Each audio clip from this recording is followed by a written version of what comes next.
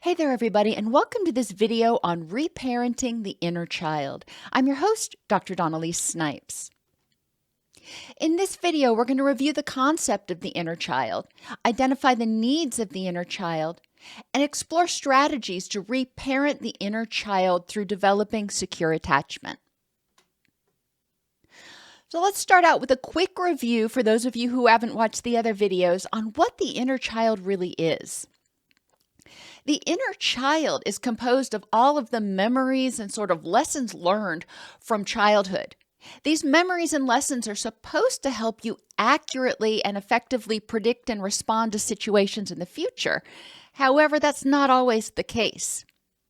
A traumatized child doesn't have the skills or tools to cope with the anxiety, the anger, and the sense of complete hopelessness. So they often lock these memories away instead of dealing with them. They don't have the tools.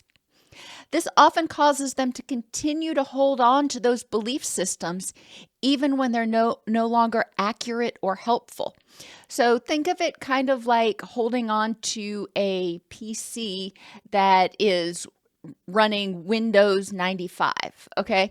Windows 95 worked back in 1995. But in 2020, not so much. So it's not a helpful framework to do what you need to do.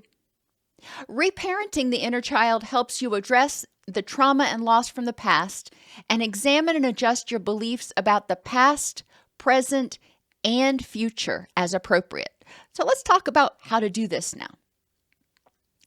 Secure attachment is one of the best ways of reparenting the inner child. Most people who have a wounded inner child have insecure attachment. Secure attachment teaches the child how to be self-mindful. It helps them develop emotion vocabulary and the ability to identify their emotions and what they feel like.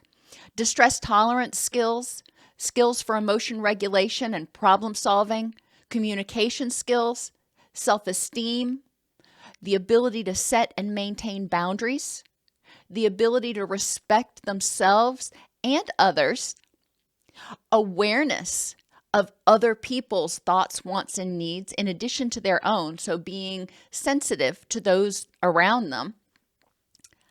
It encourages the development of competence and empowerment, frustration tolerance, a sense of independence, and feelings of safety through the provision of unconditional positive regard. So these are all skills and tools that we know we need in adult life. And unfortunately, the child who experienced trauma and insecure attachment, the child who didn't have a caregiver to help them feel safe, often didn't develop these skills. So the first thing in reparenting that inner child is increasing awareness of your inner child's distress when you're experiencing intense reactions. So if you're acting, and some of my clients have said, when I'm acting like a 6-year-old, I know that's my inner child coming out. If you are acting stronger to a situation than maybe it deserves in the moment, check that inner child. That may be the inner child was being triggered. Memories from your past were being triggered, and you were reacting as that inner child. That inner child never had an adult to take care of them. They had to learn how to take care of themselves. So now when situations arise and they feel threatened, they feel triggered, they actually leap into action and start trying to be the parent. And reparenting the inner child involves helping that person, that little person inside you, understand that you don't have to do that anymore. I've got this. I am going to be the responsible adult. It's also important to become aware of the inner child's wants and needs in general. When you get up in the morning and you think, hey, I want to have pancakes for breakfast, or in the evening, you decide that you want to have pancakes for dinner. Get the idea that I like pancakes. That may be your inner child coming out. If you want to watch cartoons or you want to skip down the hall or whatever it is that you want to do, That could be your inner child coming out. Your wounded inner child doesn't only provide you with protection from bad stuff that's happening in the present or memories of bad stuff in the past. Your wounded inner child, there's also a part of them that wanted to have fun, and maybe sometimes they even did have fun, and that may come out now. Reparenting means noticing and saying, hey, let's do something fun today. A lot of people who have a wounded inner child have forgotten how to have fun. The next step, and remember, secure attachment is consistency, so awareness, responsiveness, validation, attention, and safety. So the next section is providing responsiveness and validation. It's not enough to just be aware of your inner child. Hey, how you doing?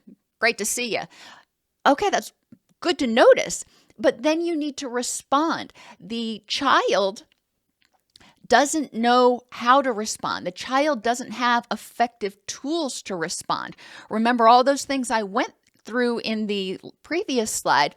The inner child often hasn't developed most of those skills and tools. So it's going to be your job, if you will, to teach them those skills and tools. Integrate those so you feel safer in the present moment. Help the inner child identify what they're thinking and feeling and why. If they're feeling distress, if they're feeling anxious, or if you're feeling anxious, that could mean that your inner child's being triggered. All right, why is that? What thoughts, what things am I telling myself about this current situation? Maybe I'm telling myself the same things in the present that I used to tell myself back then, that people aren't safe, people aren't trustworthy. Here we go again, another person's going to abandon me. Whatever your inner child used to tell themselves, you may be still telling yourself that. So help the inner child become aware of what the inner child is saying. Validate their thoughts and feelings. You may tell yourself, all right, I'm feeling really anxious right now. It was really scary when that happened today because I remember back when I was 6 or 8 and that happened. This was the end result. It ended up being very painful, or nobody was there to take care of me. Or you can say something to them like, it made you really angry when they did that. So talking about what happened in the present moment made you really angry when they did that because it reminds you of a time in the past when somebody did something similar to you and they hurt you. It was that you weren't able to protect yourself. So it's important to validate how the person's feeling in the present and connect it to the past and go, okay, this is triggering those past memories. It doesn't necessarily mean that's going to happen right now, but acknowledging and validating, hey, that's some of your stuff being triggered is really important. The next step is to evaluate if you're safe and reassure your inner child, reassure yourself that you've got this and you're going to keep your inner child and yourself safe. I've got this. I can keep myself safe now. That's really important because at the core of a wounded inner child is an individual who did not feel safe, who did not feel empowered, who did not feel loved. And when you're in distress, when those prior memories are triggered, you may start feeling that way again. So it's important to reassure yourself, reassure that inner child, hey, I got this. Guide the inner child and yourself through distress tolerance activities. Once you have noticed what you're feeling, what the inner child is feeling, you have sort of identified, okay, this is reminding you of that time back then. All right, I get why you're upset right now. I get why you're wanting to react this way. Let's practice some distress tolerance activities. Let's get into our wise mind so we can more effectively problem solve. And we're going to talk about distress tolerance activities in a few minutes. but it's important to have some, because if you stay in that stressed out state, you're going to have difficulty thinking clearly. Once you're in your wise mind, examine the situation and options as the adult. All right, let's look at this situation in this context at this time with me, the adult. Am I safe? What are my options? What's actually going on here? Am I making assumptions about this situation based on my past experiences?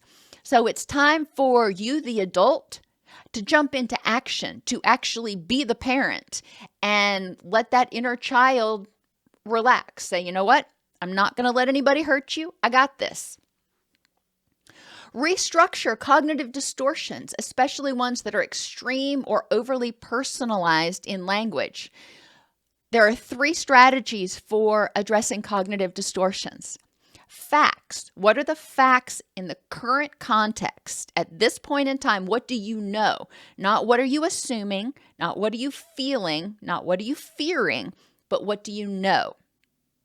What are alternative explanations for why this may be happening or why this may have happened in the past? And or what are some exceptions to when this happens instead of saying this always happens or never happens? Find some exceptions so you can recognize that things are rarely, always, or never.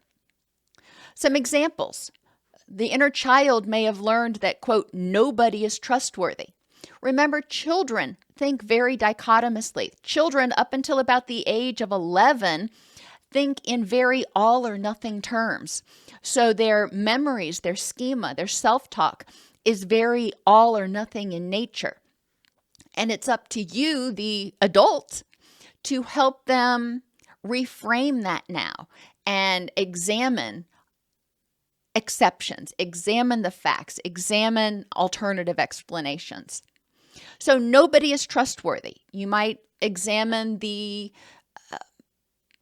exceptions to that. Has there been anybody in your life that's been trustworthy? Are you trustworthy? You may want to examine something like, I'm never safe. All right. As a child, you may not have been. And that is awful. Empathizing with that child, empathizing with yourself and going, that sucks. You didn't deserve that. That is totally good. You don't have to tell the child, well, you shouldn't feel that way now. What you're doing is saying, all right, this is how you felt and that sucks. And I'm going to be there for you now. So let's look at the facts in the present to help you decide, are you safe now? So instead of telling the child how they should feel, telling the inner child how they should feel, telling yourself how you should feel, look at the facts and make an informed decision. I am unlovable.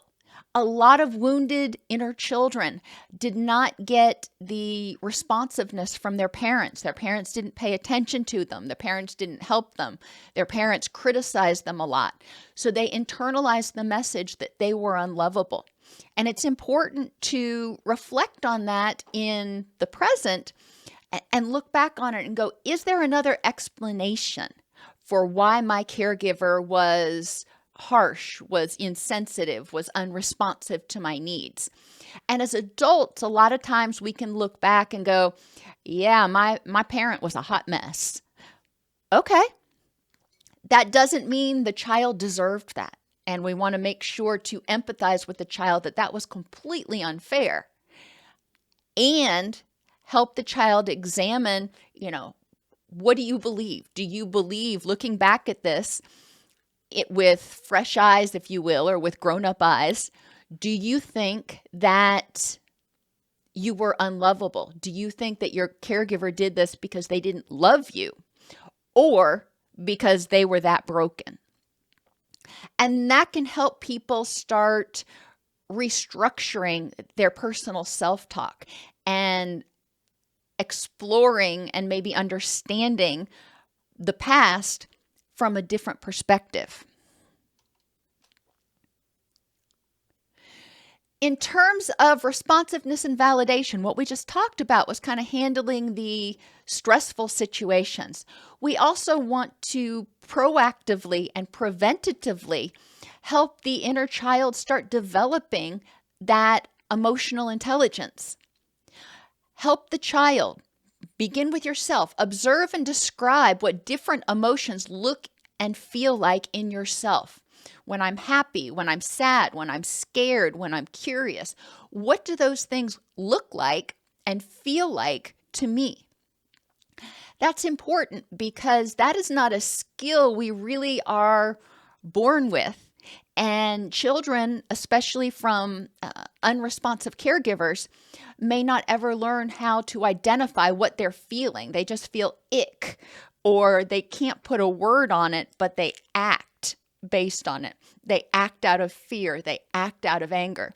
So learning to identify what these feelings look and feel like in you can give you clues, early warning signs that you're getting angry, that you're getting anxious, those sorts of things. So you can start intervening a little bit earlier and you can feel more empowered. It doesn't feel like you're just reacting and out of control. So observe and describe what different emotions look and feel like in yourself. But then also observe and describe what these same emotions look and feel like in others. And it's important to start noticing. If you grew up in an unsafe environment, you may have noticed or noted that particular nonverbals were indicative of danger, were indicative of bad things. And it may not, those same nonverbals may not mean the same thing from other people. So it's important to explore so you become better able at accurately interpreting nonverbals and not always or regularly, frequently assuming that you are unsafe. When you identify these feelings, for each feeling, explore what memories or hopes they're related to. Obviously, sadness is not going to be related to a hope, but you want to explore pleasant feelings as well as distressful feelings. And then practice.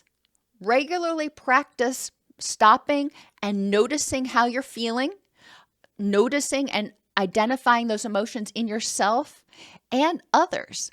And it is most helpful when you're trying to identify feelings in others if you ask, don't assume. When you're talking to somebody, you can say, hey, you seem like you're really happy today. You want to share what's going on? Or, hey, you seem really stressed today. Is there something I can help with? And by putting that out there, it gives them the opportunity to say, no, I'm not stressed. Or, yeah, I am really happy. Let me tell you what's going on. So that provides an avenue for connection with other people, which is great because that can help you develop social support. But that also confirms or corrects your assumptions about particular nonverbal behavior. In terms of distress tolerance, you don't want to try to figure out how to tolerate distress when you're in distress. So practicing this ahead of time is really important. Develop a list of distress-tolerant thoughts your inner child can tell themselves. Now, we've talked about distress-tolerant thoughts in other videos, but when it comes to the inner child, think about that 6-year-old that's kind of locked away in the back of your head.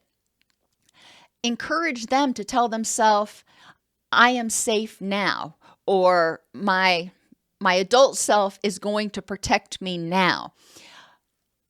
Thoughts that will help that inner child feel safe, that helps that inner child recognize, you know what? I don't have to spring into action because there actually is somebody that cares for me and will protect me now. Practice distress tolerance activities.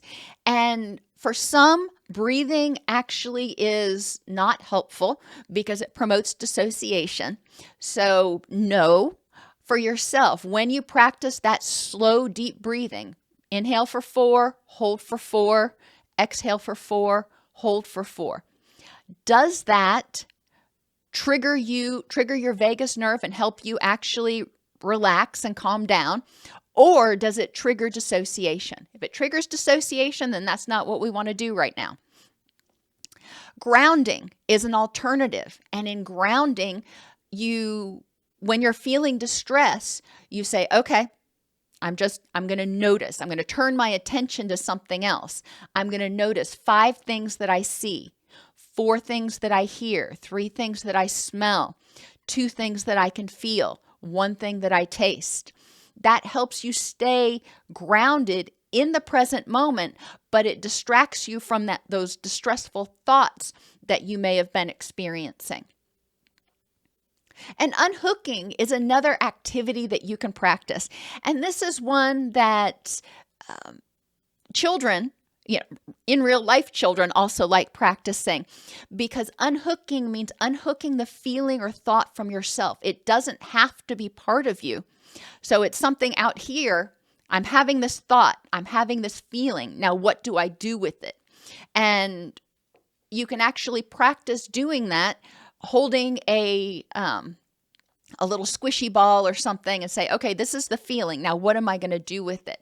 To get used to recognizing that it's not necessarily part of yourself. Develop a safe image for the inner child. What would have helped the inner child feel safe? Maybe you can develop this image of the inner child moving back behind you as the grown-up.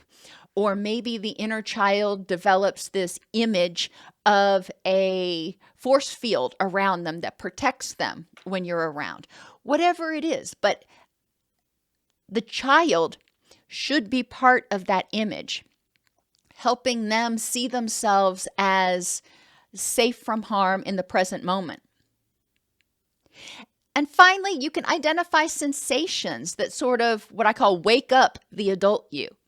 When distress happens, the inner child may spring into action because they never had anybody there to protect them before.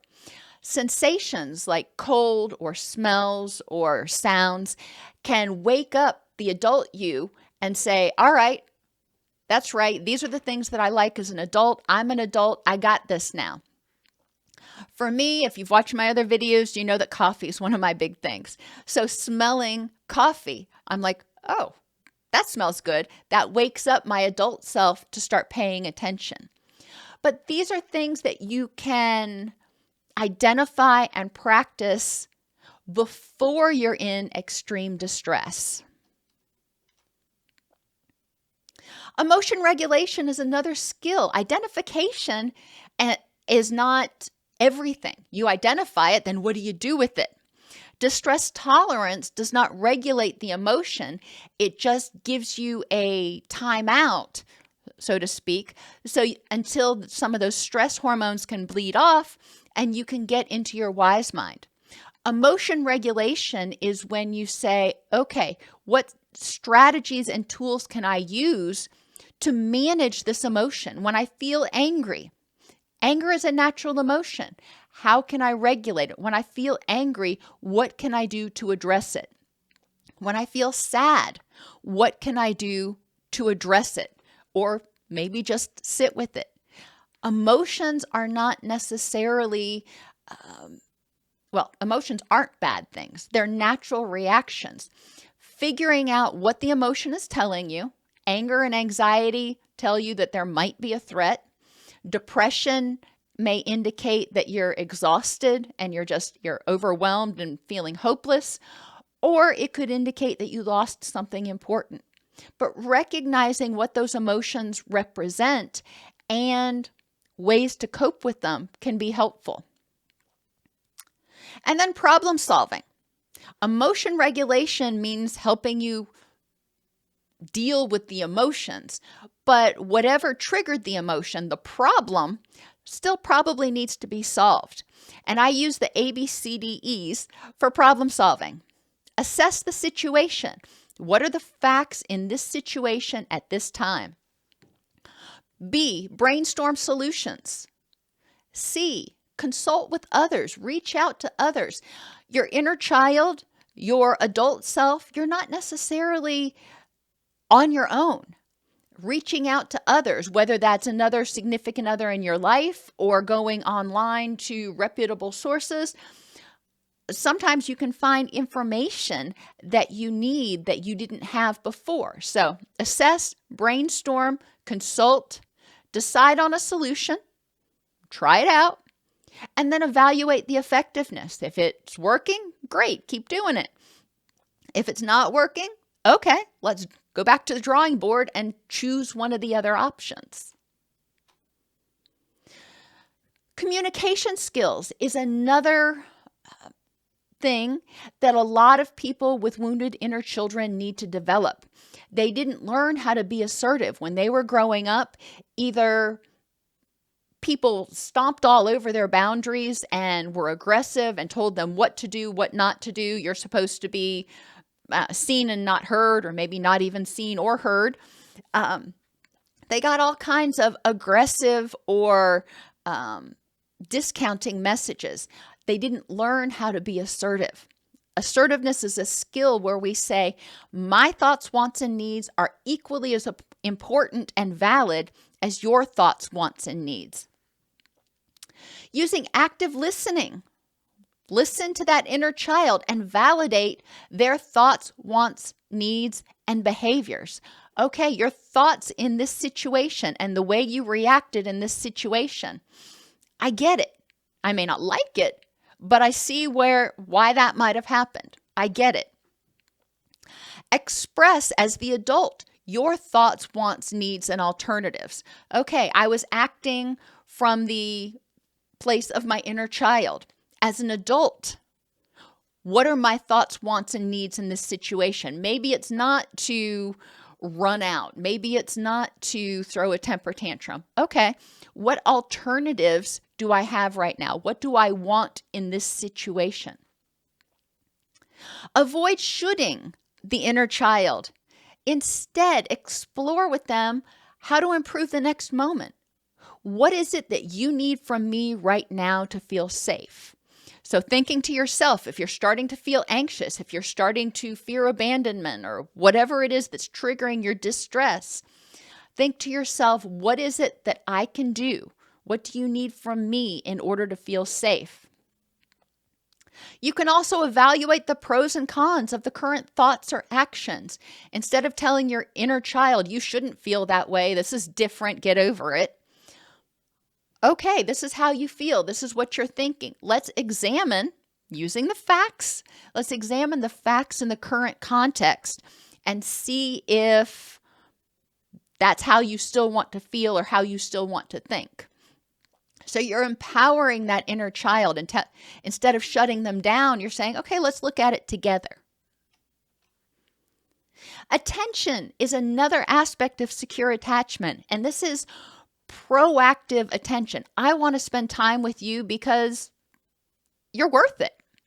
So spend time doing things you used to love, or maybe even things you just wanted to do as a child, but you were never able to do. If that is swinging on swings or painting or learning a musical instrument or playing video games, whatever it is. Spend time getting to know yourself in the present. It doesn't have to be just a one way you are learning about the inner child. Let the inner child learn about you so they can develop an understanding and a confidence in you. Spend time reviewing successes, milestones, and what I call work product from the past, and provide loving feedback. You may have made, I know when I was younger, we had a class called industrial arts, and we also had art. My parents had more ashtrays than they could possibly ever use. Granted, this was back in the 70s and 80s. More ashtrays than they can ever use from art class. And then all these other little knickknacks and things that I made in industrial arts, woodworking class, that they probably never had a use for. But they were always, acted glad to see them. They acted happy to see them. I remember this little thing I made so you could take notes when you got phone calls. ugliest thing I look back at today, ugliest thing, but I remember my mother hanging it up by the phone, and it stayed there literally for years. A lot of people didn't have that. So review some of these things, review some of the drawings that you did or the achievements that you did. Even if you didn't get positive feedback then, give yourself positive feedback now. Nurture that inner child and go, hey, that was really good. And safety. Safety is essential because the wounded inner child often never felt safe. So reflect on prior instances in which the scared, angry, or hopeless inner child took over. This will give you clues about what makes them feel unsafe. What lessons or memories from your past were triggered that made that inner child leap into action? And what specifically was the inner child afraid of? Were they afraid of abandonment, rejection, abuse? What were they afraid of? How are things similar and different now? And it's important to recognize that there are things in the present that are going to be similar. You're going to have people that you interact with that disagree with you. You're going to have people that you interact with that ghost you, for example. And that's unpleasant and that hurts and that's similar. What's different is you don't rely on those people to make sure that you've got food in your belly and a roof over your head. Keep a list of safety triggers. What things do you have right now? What power, what abilities do you have now to keep yourself safe? How have you shown that, how have you demonstrated that you can keep yourself safe in the present moment, that you can tolerate rejection, you can tolerate failure? It's not fun. Don't get me wrong, it hurts, but you're able to keep yourself safe and experience unpleasant situations. And finally, what can you do when this situation happens again to reassure your inner child that they're safe? So when you have a relationship that breaks up, or when you get scolded by your boss for something, or whatever the case may be that triggers your inner child, what lessons have you learned so your inner child recognizes, hey, in the past, in my time, that may have been very unsafe and very threatening. But I've learned now that, yes, it's unpleasant. And as an adult, I can tolerate it. And practice unconditional positive regard when talking to yourself. Separating your behaviors from yourself. You may screw up. You may make mistakes. Everybody does. But that doesn't mean you're unlovable. That doesn't mean you're a screw up or you're a bad person. So separate that when talking to yourself about yourself. Separate the past from the present.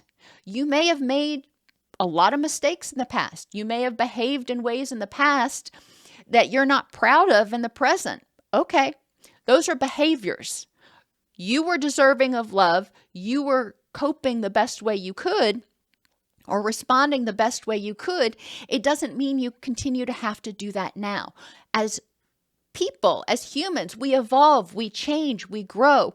You're not the same person today that you were yesterday. So separate the past and past behaviors from the present. You don't have to continue to do the same thing. And have compassion for that older you, or younger you, I guess, the you of the past, that whatever behaviors they engaged, they were doing the best they could to survive with the tools they had at that point in time.